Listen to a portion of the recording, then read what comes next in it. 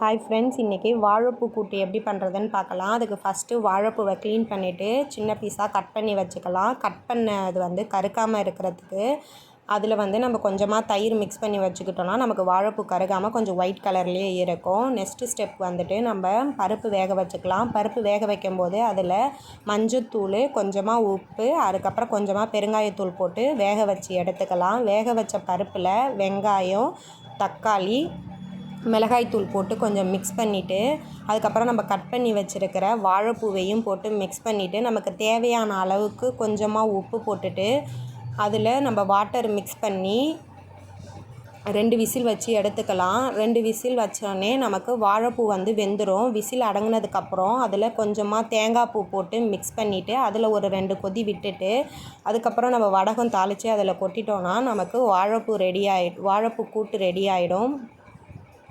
இது சாதத்துக்கு எல்லாத்துக்குமே சூப்பராக இருக்கும். ஒரு டைம் நீங்களும் ட்ரை பண்ணி பாருங்கள். இந்த வீடியோ பிடிச்சிருந்தால் லைக் பண்ணுங்கள், ஷேர் பண்ணுங்கள், கமெண்ட் பண்ணுங்கள். பாய்.